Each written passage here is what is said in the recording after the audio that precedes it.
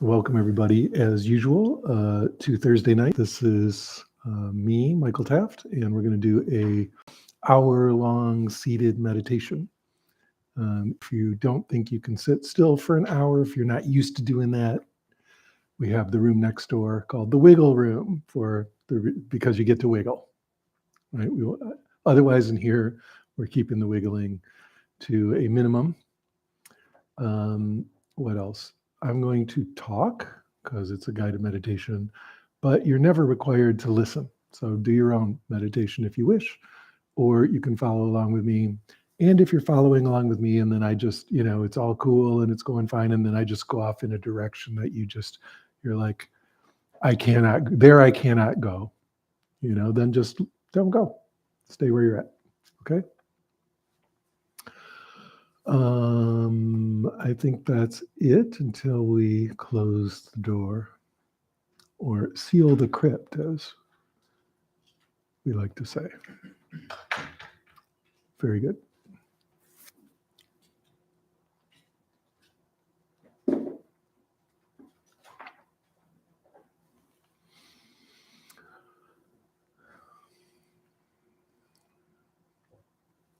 Okay, so begin by just checking in with yourself. Ask yourself the question, what is it like to be me right now? And just look.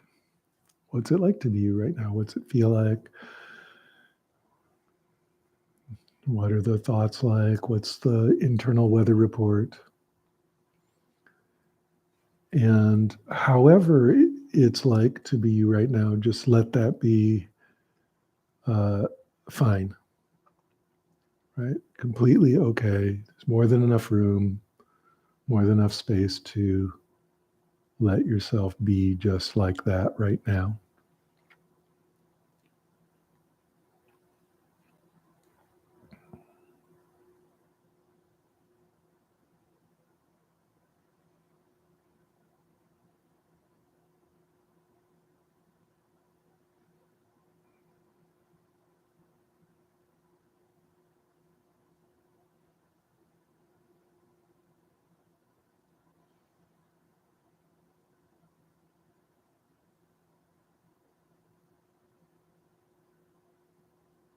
Good.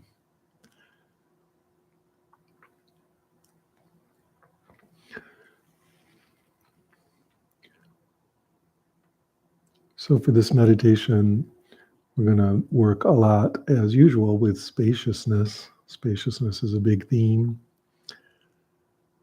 And so if metaphors make sense to you, you can meditate like a metaphor, then meditate like the sky. Be the sky.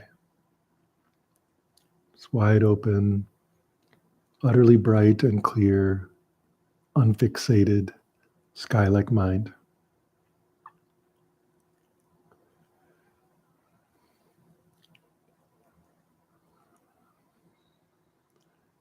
Allow attention to relax and open and relax and open and relax and open until there's no particular attention, it's just awareness. This is wide open, like the sky. Bright and clear, not drowsy, very, very awake. And if you notice that your attention starts tightening again, starts constricting, grabbing onto things, each time you notice that, just allow it to very gently and very naturally come back to being open. And if you want to have a little bit of an anchor, just a little bit of something to notice,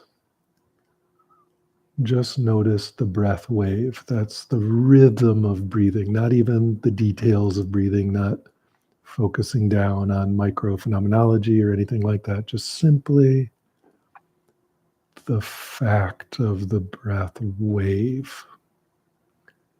that just arises in the sky of awareness without any particular effort at noticing it. It's just there as kind of just a light home base. And let's just stick with that for a moment.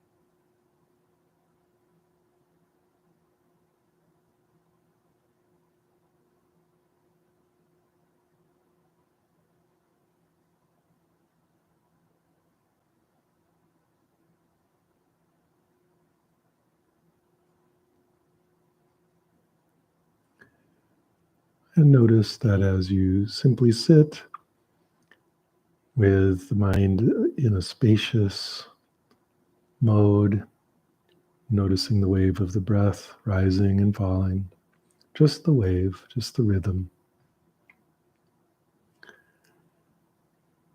that layer by layer, bit by bit, this mode begins to induce greater spaciousness and ease in the body as well. So tension in the face and hands and so on and shoulders will just start to naturally and completely effortlessly flow out of the body as you notice quite a bit more space and ease and openness coming into mind and body.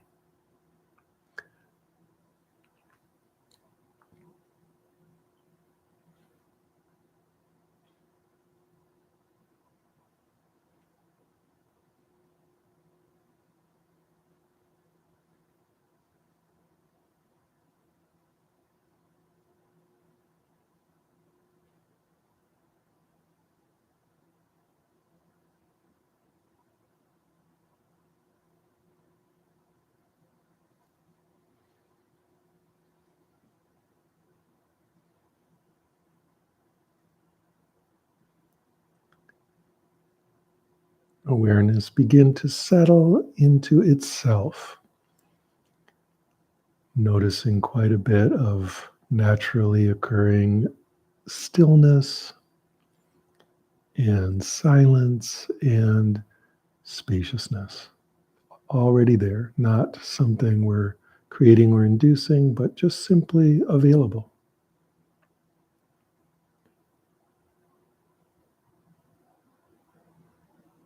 There to be noticed.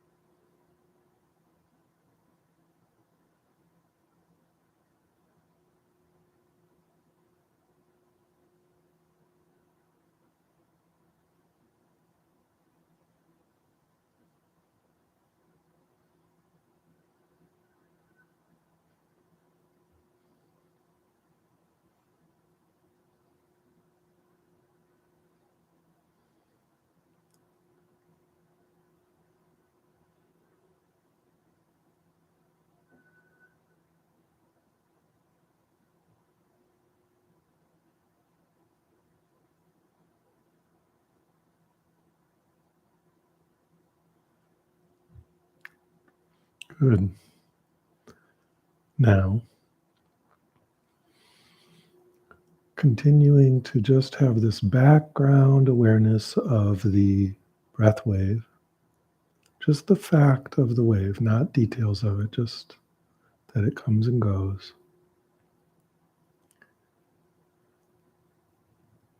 What I want you to do is on the in-breath, have a sense of the in-breath brightening and clarifying awareness.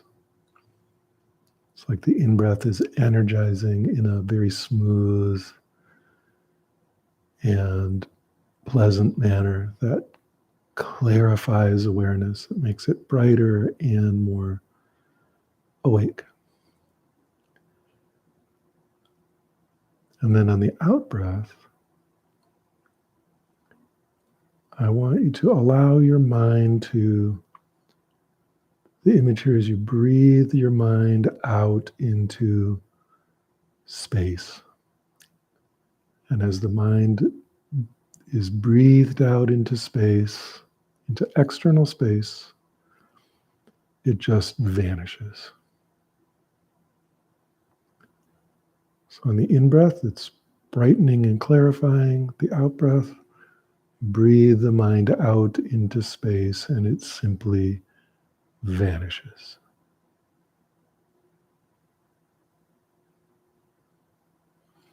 And if you want to, you can do this with open eyes.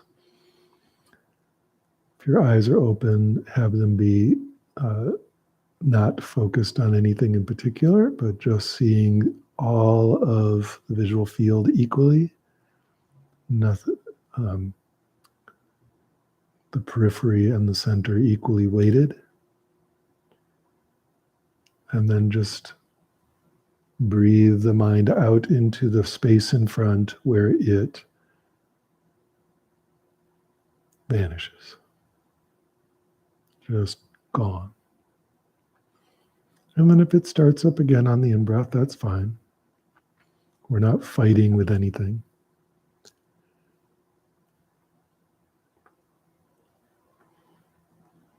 And the next out-breath, we just breathe it out into space again, where it just dissolves into nothing.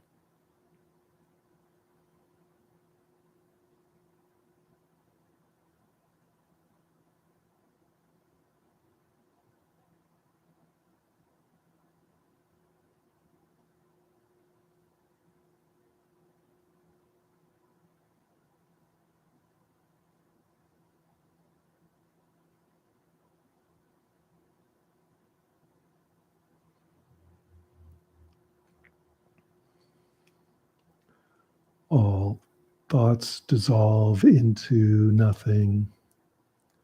All concepts of any kind vanish. Any engagement with anything mentally just disappears into space.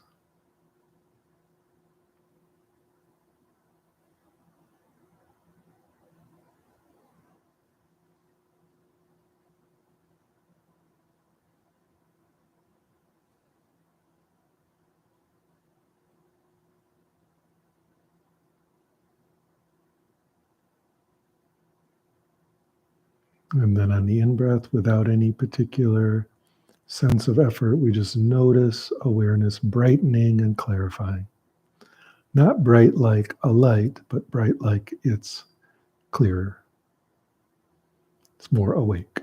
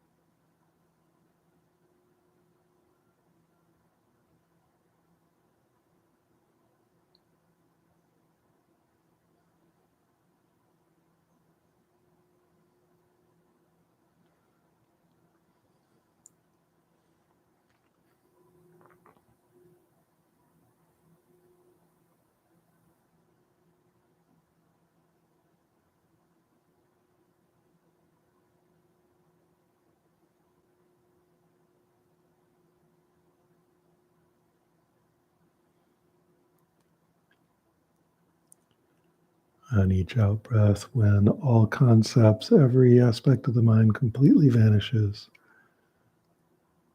we're just left with bright, empty, clear, spacious awakeness.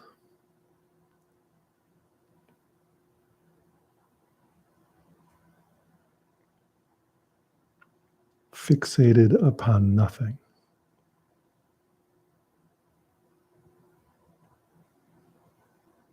Not fixated on anything.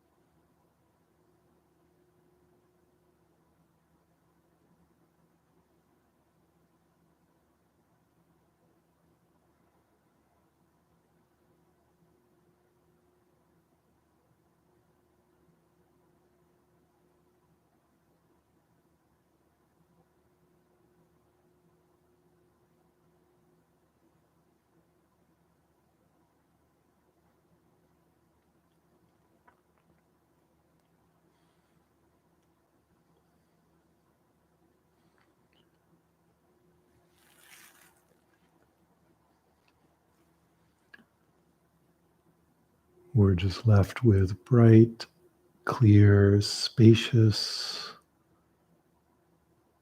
awakeness that has always already been here.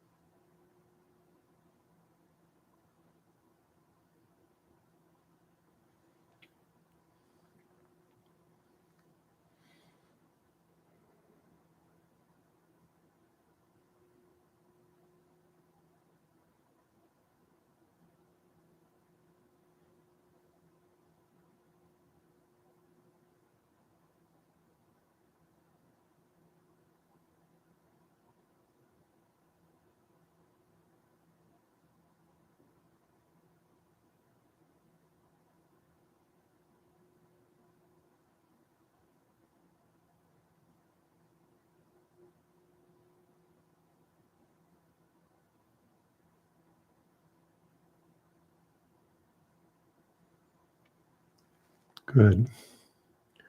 Now, if you want to, you can continue doing that.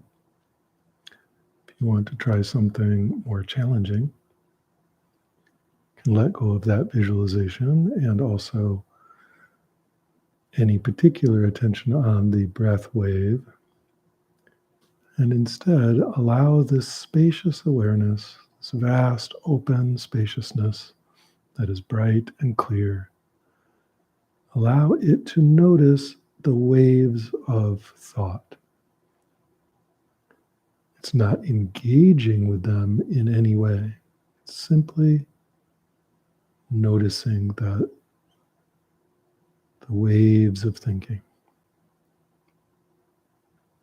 It's almost as if I was saying, I want you to just look at a fountain, but don't go drink it. It's like, just notice that there's this thought activity, but don't engage, don't drink it. But be very clear about the waves of thought. We're not narrowing attention, we're just like we were doing with the breath wave, just noticing that there are waves of thought activity. That's it. From a very spacious, very relaxed, very open place.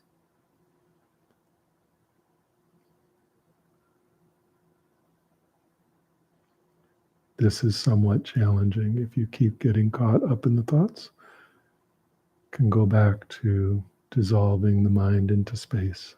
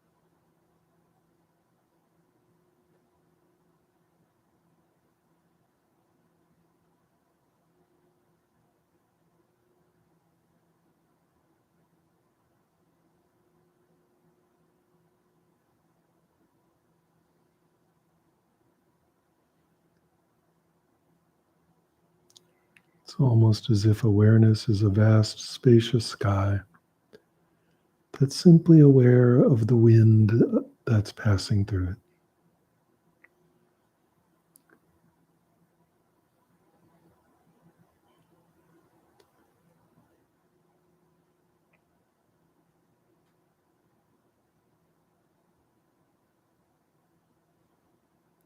Not engaging the content in any way, but simply aware, awareness aware of thought activity.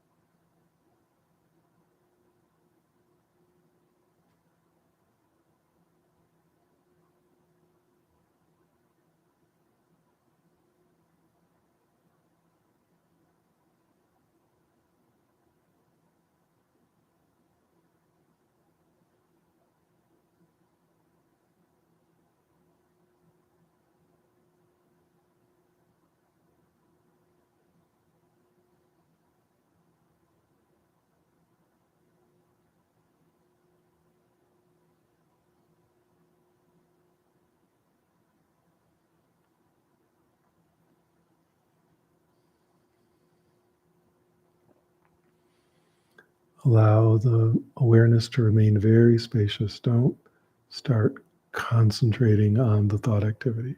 We're just simply aware of it.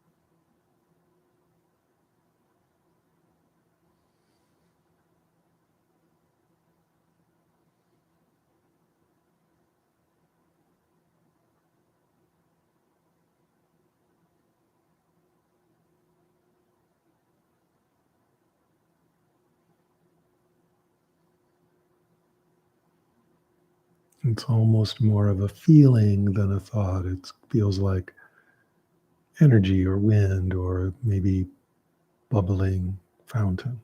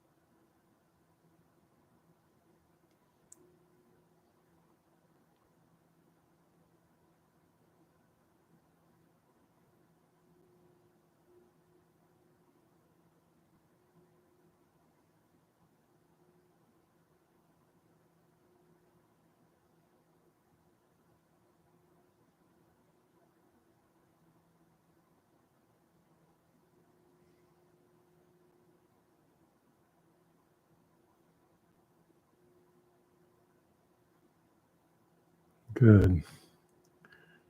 Now, we've been calling it a stream of thinking, but this stream is not continuous. It burbles and bubbles and has gaps.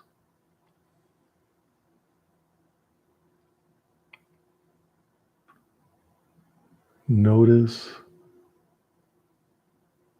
what remains in the gaps.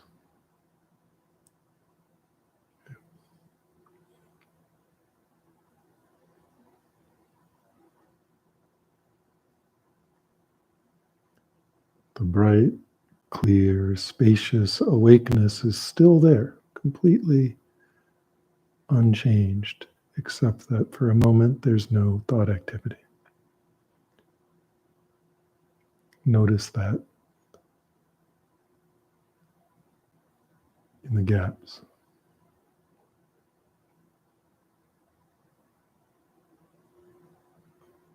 Do not try to stop the thought activity on purpose. Only notice naturally occurring gaps.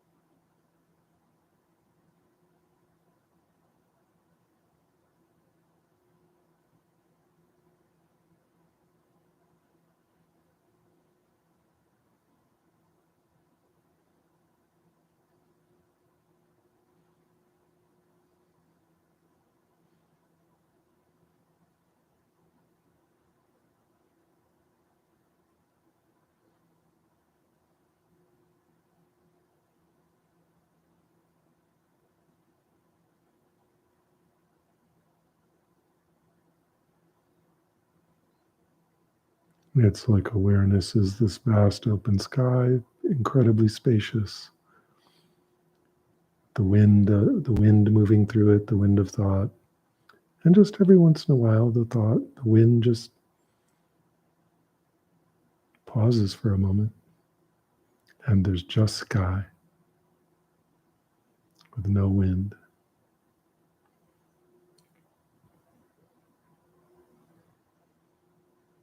And then the wind comes back again.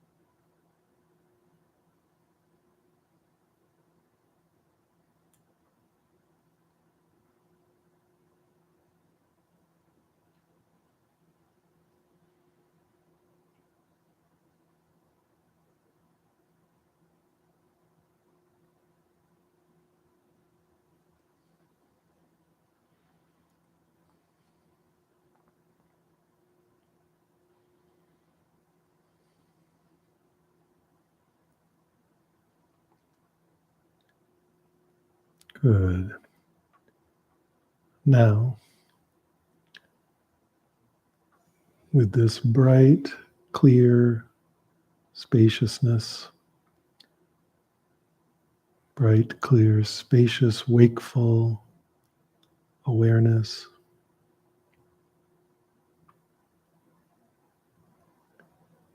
outside of any thought,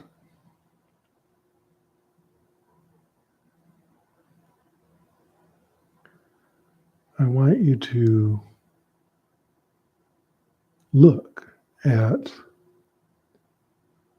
the source of this awareness. Just look right now, look.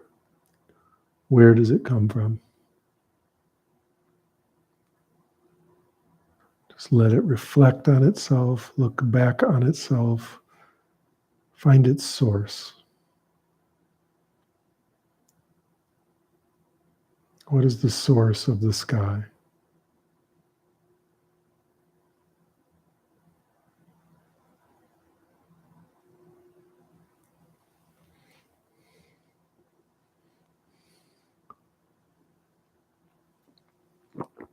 As usual, do not answer this by looking into memory or looking into thinking. I want you to look directly as if I'm saying, do you see this bell? And you just look at the bell. I'm saying, what is the source of this awareness? Just look. It's not an idea.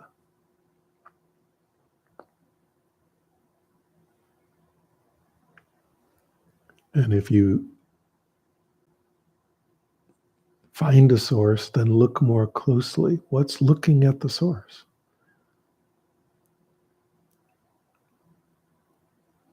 Keep looking, keep looking.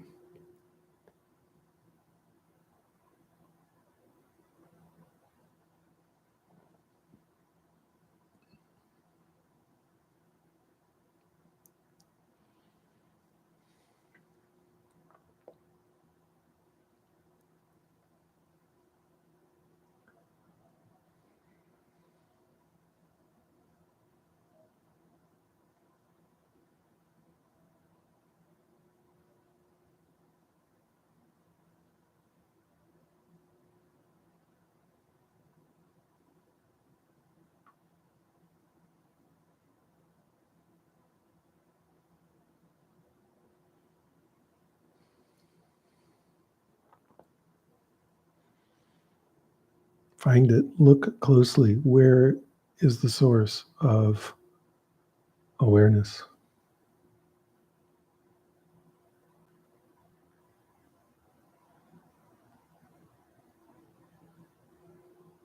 Notice you can't find it. It is unfindable. So maybe that's too hard.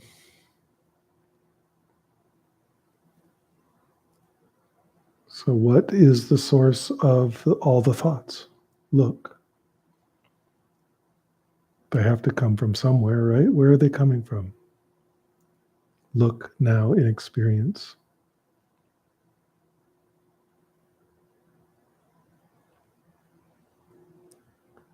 If you just think something like my brain or my head, or what, that's not looking. Look.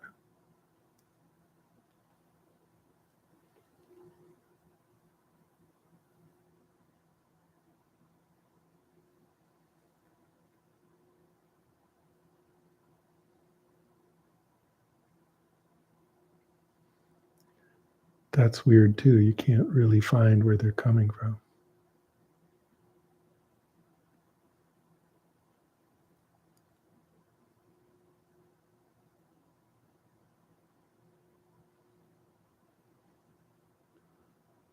Okay, so awareness isn't coming from anywhere. Thoughts aren't coming from anywhere.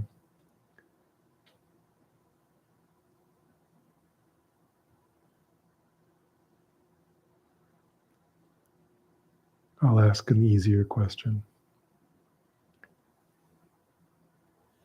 Look right now at what's having the experience. What's having this experience right now? Look.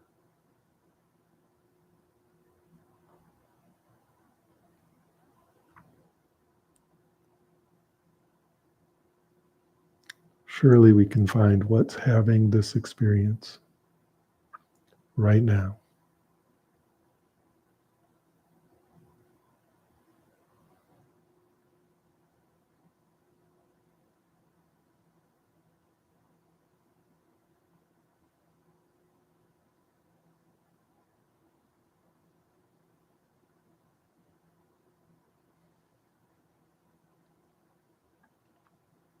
If you're just thinking, well, I am, or my brain is, or me, or where, those are ideas. So we're not doing this with ideas. You have to look. What's having this experience right now?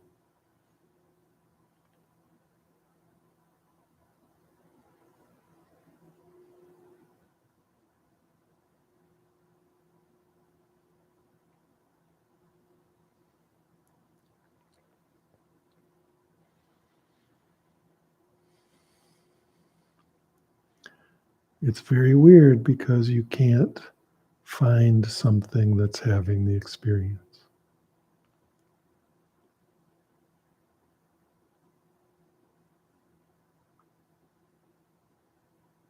There's just bright, clear spaciousness that's wide awake.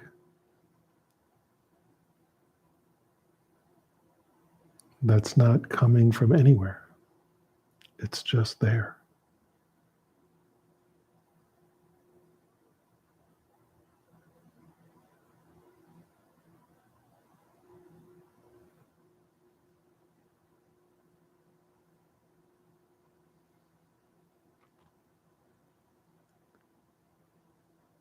Vast, open, clear,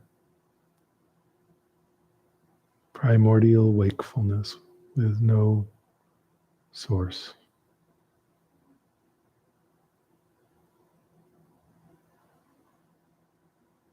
Want another question? Look, how long has this awareness been there? Look right now. How long has it been aware? Look. Feel into it. How long has it been there?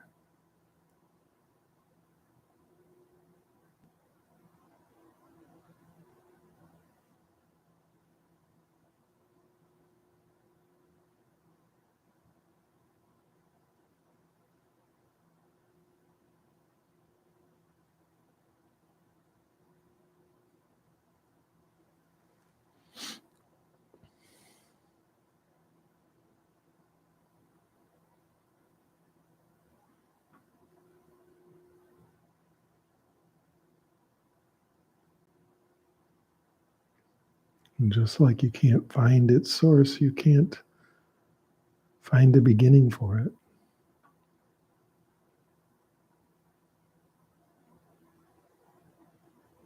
Any beginning is an idea about it, but when you look directly, it's beginningless and endless, timeless. It's always already been there. And whenever you relax and notice, this tremendously spacious, open stillness is right there. It's what's noticing.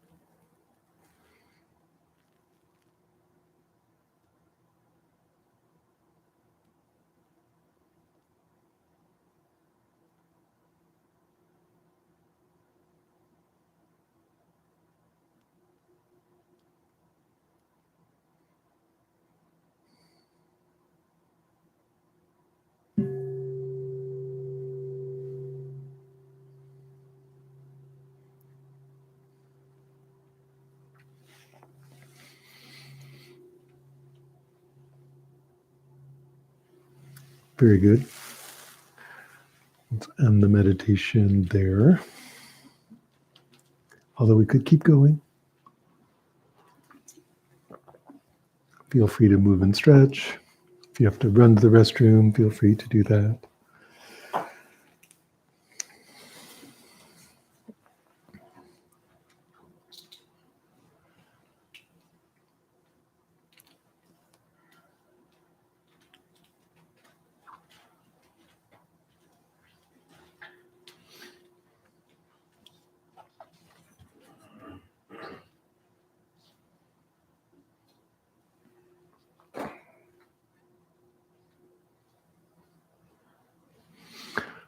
I was thinking about this one time that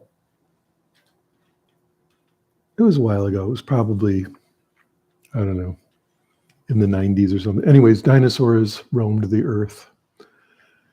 And, pre everything, like pre-Cambrian. And I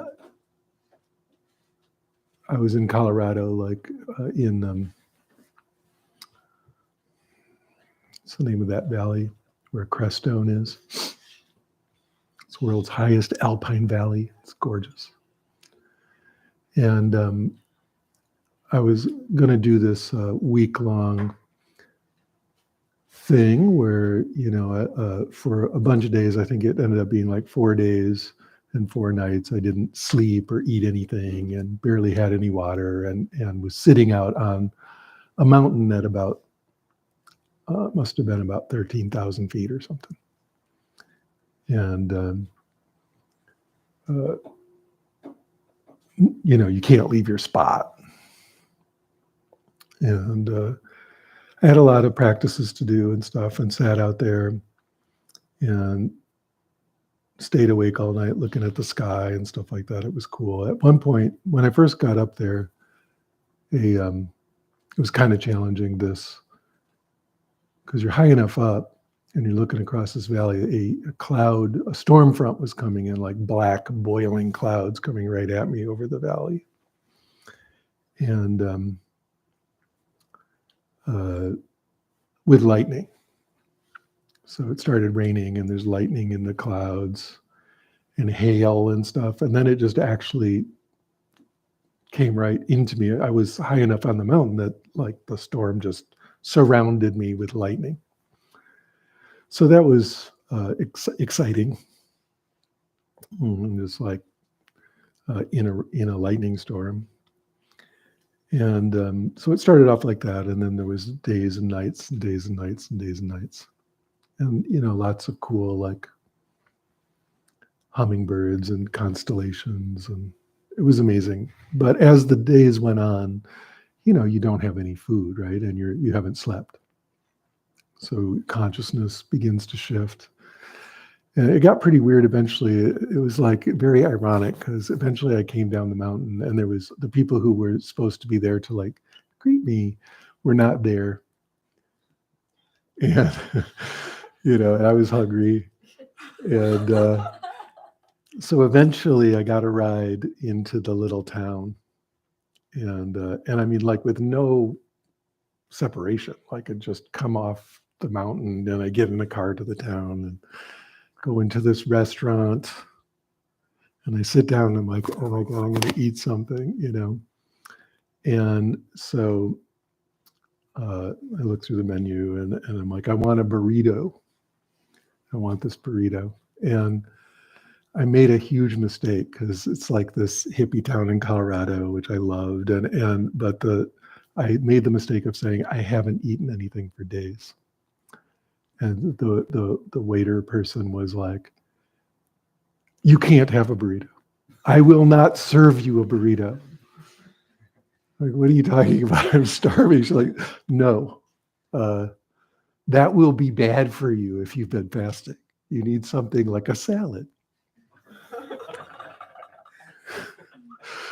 And I'm like, no, really, I want a burrito. Give me the burrito, And she's like, no, I refuse to serve you that. And it was, I just started cracking up. I couldn't deal with it. I just was just like dying. Like the irony was cracking my soul in half. And finally, I just said, look, if you don't serve me a burrito, I'm going to get down on the floor and cry. On my knees, I'll just sob. So she served me a burrito. And it was fine. I knew I was totally fine. But anyway, the point was way back on the mountain, there was, after like days and days of no sleep and no food, you can't really do your practices. You can sit there, and that's the practice, just sit there. But what's so interesting is there is zero thought activity happening because you can't, your brain is done. It's like there's no fuel to think. And so you're just sitting there kind of like,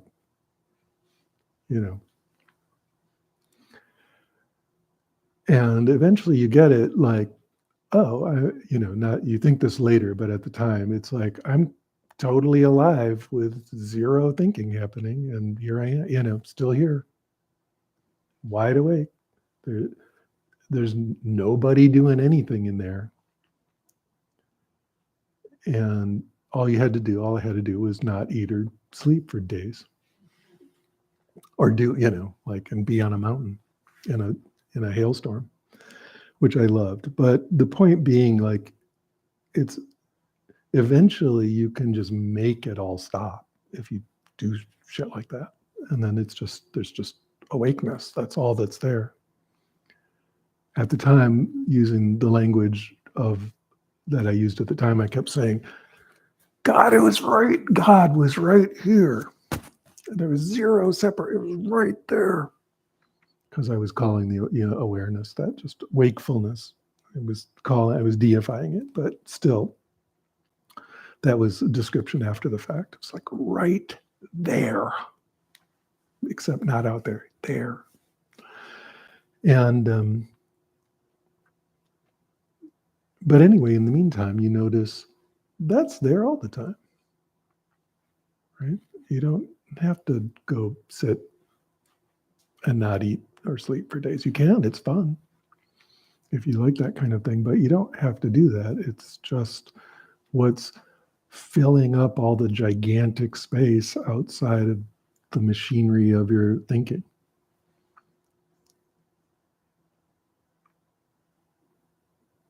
Notice it right now. It's right there. There's enormous wakeful space, just spaciousness that is wide awake, that is not thinking a single thing. It's just experience. Can you notice that? It's right there, right? Just spend an hour looking at it.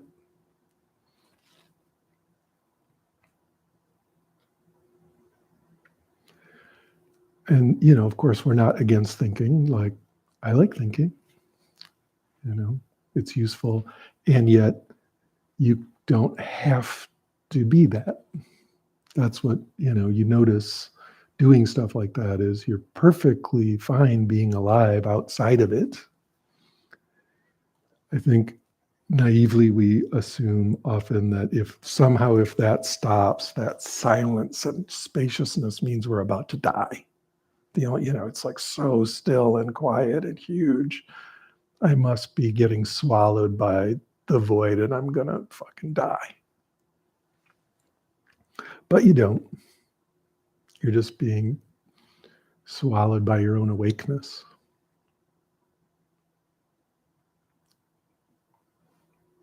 So even if it's momentarily kind of scary, only for a moment is it scary, and then it's like, oh,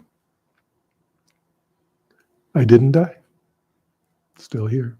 Still experience happening.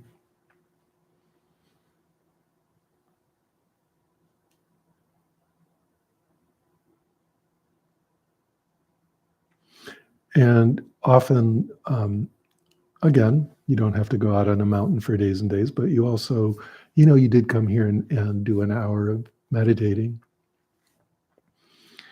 But when this becomes clear, that, of course, that's not strictly necessary either, right? The awakeness is there no matter what.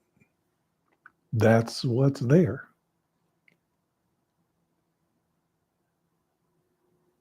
It's always there when I mean, it's always there under all conditions, but can easily be noticed if you just kind of either let the thinking simmer down for a minute, or even if it's really boiling, just step outside it. Can still boil away. Or you're having all kinds of feelings, okay, have all kinds of feelings. That's cool. That's being alive. And also, what knows the feelings? What is awake to all that?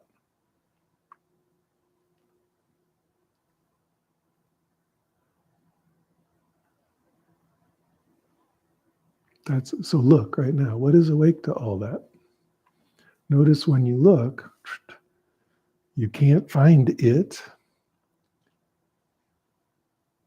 Usually you find a thought about it, but that's not it. If you look, you can't find it. But what's weird is a thing you can't find, usually that means it doesn't exist. If you can't find it, it doesn't exist.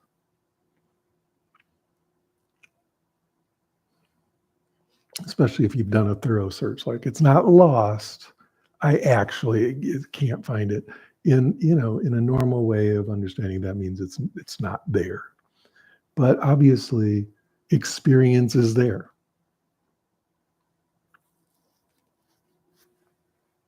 So it's kind of interesting because you can't find the experiencer, but there's an experience. So it's both kind of there and not there at the same time, which is really, really very odd. You might say miraculous or something. It's just unknowably strange that there's experience happening. So good. Anybody have any questions or comments or stuff bubbling up that must be manifested out into human speech, hopefully in English, unless we have lots of translators. Anything? Yes, Stephen, speak loud. What kind of shelter did you have on the mountain? I had a tent, but I only used it for stuff like a rainstorm. And even that was kind of cheating. Probably should have just sat out getting rained on. You sat the whole time, much like you're sitting now, or did you stand and walk? Within a very circumscribed, tiny area, I could stand and move around. Yes. Can you speak up? What is your name? Charlie. Hey, Charlie. The first technique was interesting. The one where we just noticed how we're feeling right now? Oh, no, the one where we breathed and paid attention to the in-breath and then blanked out on the out-breath. We mixed the mind with space until the mind vanished. Yeah. Different than blanking out. Is that like something that you recommend for certain scenarios? Did you like it? Yeah, I found it interesting. Yeah, I would recommend it as a meditation anytime you like. Again, you're noticing that all the activity can just vanish even for a moment, but there's still a wakefulness. Right? So yeah, that's a cool one. Mixing the mind with space. Mo? So after that experience with God, With the burrito. It's all about the burrito. Let's say it shatters your worldview. Good. How does one reintegrate into a world of burritos? I mean, however you do it. Like I did it in the dumbest way possible. Right after that, driving home, I'm like sobbing and having all these huge experiences while I'm weaving around the highway and stuff. I should have just like stopped and like hung out in a hotel for a couple days or something. even much more preferable would have been being met by the people who were supposed to be there at the bottom, you know. But that didn't occur, you know. That would have been the integration time and circle and stuff. So that did not occur. That would be the best. So what happened then? What's that? Just a follow up on this. So what if all the preferences and the likes and dislikes and all that stuff is just right? Then you come out as like, how do I live my life? Well, what happens the next day? Probably a lot of the stuff comes back.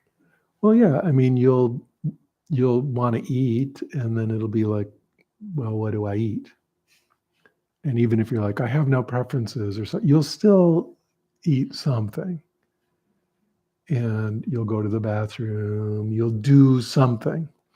And eventually you realize, like, okay, life is happening, whether I have preferences or ideas or not. It's still the activity of being keeps on being. It just doesn't need to pretend to be guided by your personality. It's all just unfolding anyway. That's the whole idea, that the likes and dislikes and personality and all that is guiding it is a complete afterthought after it already happens. We just tack that on the end. It's like somebody else does all the work and then you come in and claim the credit. Right? The personality comes in and claims the credit. Yes, Sophie. Are there any, like, either people have gotten to the stage, or is the state that even exists, where you just throughout the day have very, very little to none thoughts? Or is it just Some thoughts that can happen, but also it doesn't matter. There can be tons of thoughts. You're just not inside them. Yeah, because I feel that I have gotten to the realization, like experientially, that thoughts are not real, which just seems like, I mean, I knew it intellectually, but now I can like observe them, and I don't identify with them, but I'm still like, entertained. Sure. Well, and even the people who claim to have no internal dialogue of any kind still are doing jobs and stuff. So some thinking is happening somewhere. But either way, you might be aware of it or not aware of it. But as long as you're not being it, who cares? It's fine. Yes. What is your name? My name's Ariane. Ariane. The experience you describe on a mountain, something about that experience sounded very appealing, but the Go do it. Well, so that was what I was going to ask, is that the technique you use, it seemed like a fairly extreme thing to do, to fast from sleep and food. Is that something you think is a worthwhile strategy for pursuing, or do you think that that's kind of just like If you're like healthy and strong and up for it, like that's your deal, yeah, that's great. Make sure you have people to meet you at the bottom, and why not?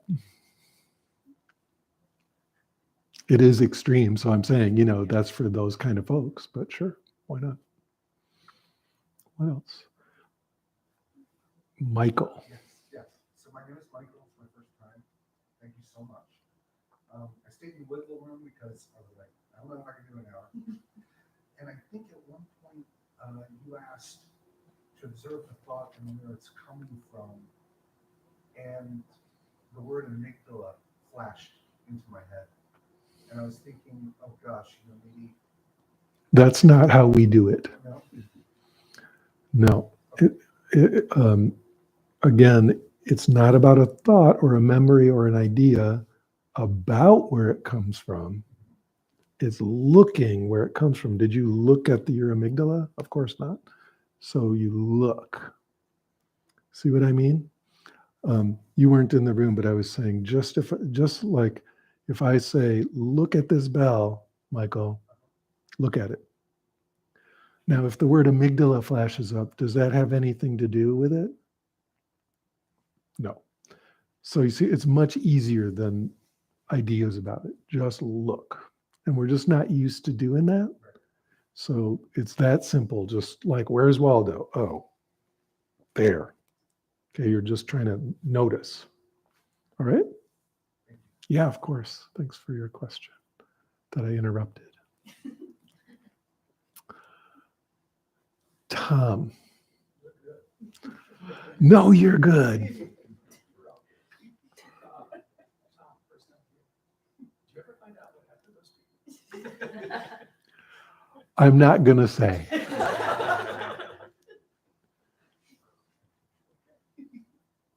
Yes, what is your name? Nikki. This Nikki. is my first time. Great. Hi, Nikki. Yeah, I really enjoyed it. Good. I like the description of the wind as Wind in the sky. Yeah. Yeah, and the sort of inconsistent pace of that. It was very powerful. Great. Yeah, it's a cool image. Wonderful. Thanks. Peter. Yeah. Two things. One is just a report on the experience, which was really weird. I'm working on open eye meditation, which is usually really distracting for me.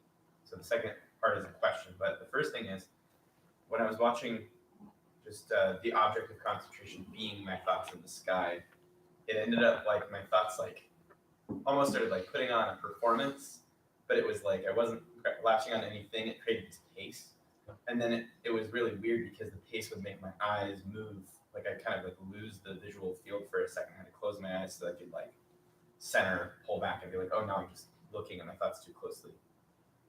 That's just a report on the feeling of the weird pace of my thoughts happening. We're really used to narrowing down on them Yeah. really heavily. And so again and again, you relax. Yeah. It was like a physical thing. My eyes were like, You bet. yeah. And so the second one is for the visual field, do you have any recommendations, maybe like a technique or practice where like I'm looking at you right now that feels like a lack of space, right? And I can see that it's like, You just Wow. look at the entire peripheral vision as much as the center of vision without landing on anything in particular. Right. So just total, all of the visual field. right. And then just continue to do that each meditation and practice that because it feels like Sure. it's sucking me in. And you don't, but that's looking at something. Okay. And you don't have to freeze your eyes. They can move around. Thanks. Yep. Who are you? Hello, I'm Alex. Hey, Alex. My question was, whenever you now do the turn and look back, look for the self and not find, is it always equivalent with an opening up into spaciousness? First question. And is it always equivalent with everything is changing all the time, or is that always happening sometimes, or can those not be included? The only thing that you're required to notice, required to do there is to try to see who's noticing, right? Or whatever the question is. Usually that will result in not finding it, which instantly opens things up, right? Because there's no at that point, there's no center to being, there's just being. But it won't necessarily like psychedelically explode into a rainbow of spaciousness or something. It can just feel more open. Okay, so it doesn't have to be a certain experience. It's about there's no experiencer. You look back, there's nothing there. That's fucking weird. If you really look and notice there's not, it's like living in a haunted house or something. It's like, whoa. That's, yeah. Anything else is just incidental. Okay? Does that answer your question? Bell ringer Matt. Yes.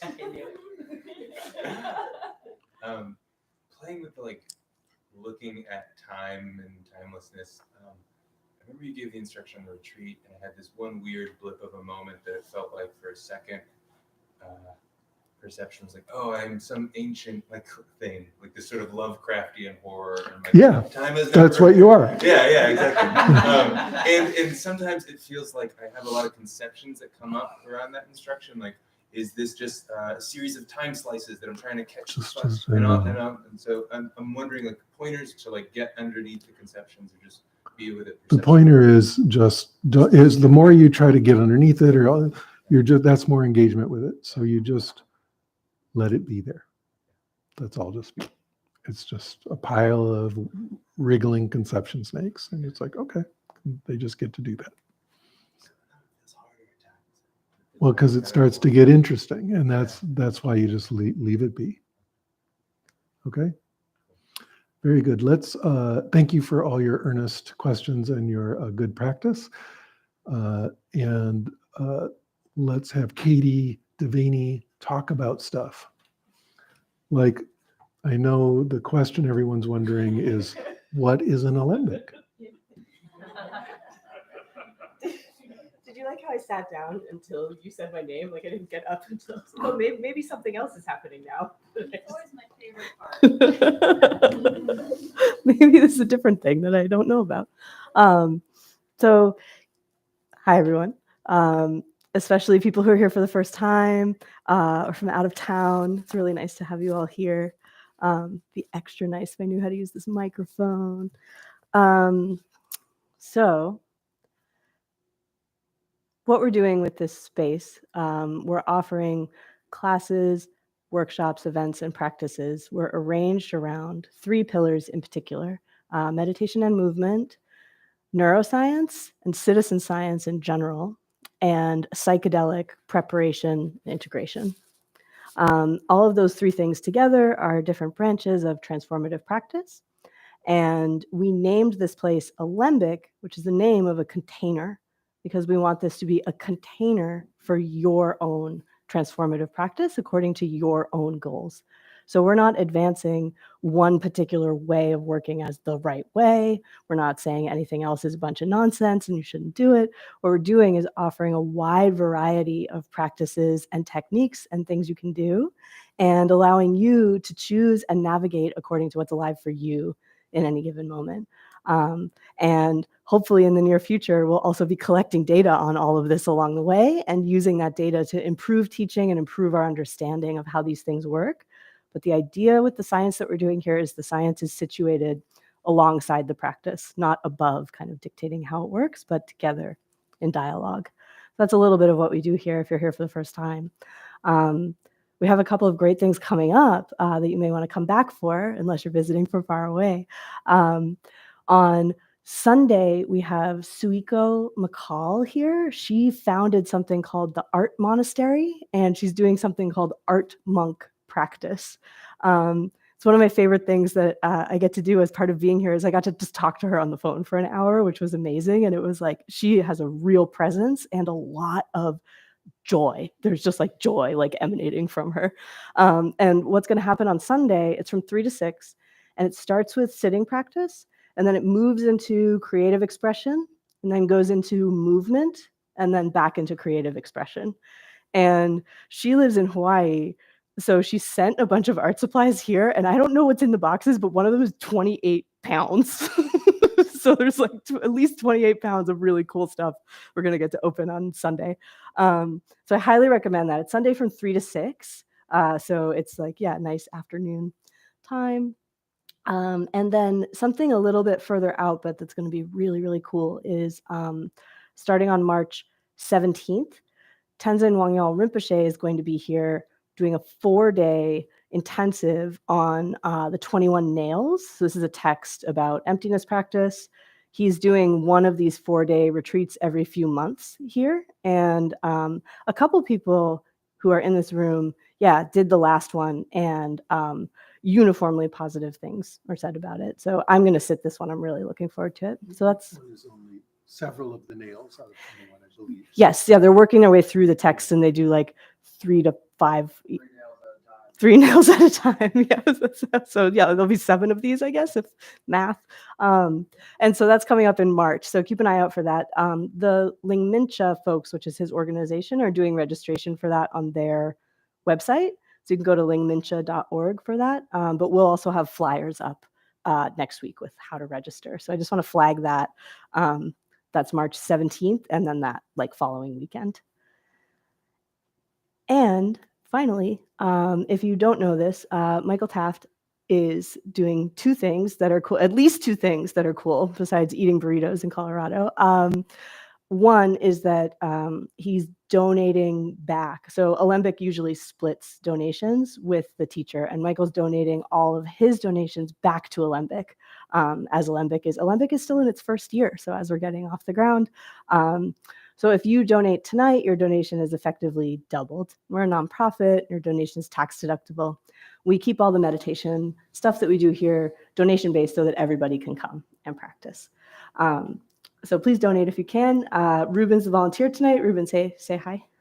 Everyone look at Ruben for some reason. I don't know. There's Ruben. So if you haven't donated yet and you want to, you can talk to Ruben. And Michael also has a Patreon. And once a month at one level and twice a month at another level, we all just hop on Zoom for an hour and ask him questions like, what kind of tent was it? The color No, of the tent. but really, where were the people? And there's one of those tomorrow. Tomorrow morning. For the big donors. Yeah. So if you join the Patreon tonight, at the larger level, you will get an invite to the AMA tomorrow morning already, which always amazes me. I'm pretty sure that's magic. And finally, a lot of what we do here at Alembic is done with volunteers. So Ruben's volunteering tonight. We had a volunteer. Everyone look at Ruben again. Ruben looked back at the thing that's looking. So if you weren't here right before the sit, we had a volunteer meetup right before the sit, and there are leftover snacks. So stay after, have some snacks, have some tea in the lobby, talk to your friends about their practice or what their favorite kind of burrito is, and we'll see you out there. Thanks all. Thanks, Michael. Thank you. Yeah. Feel free to scurry on out there and have some snacks. Otherwise, we're going to sit a little more. Anyone remaining in the room is sitting.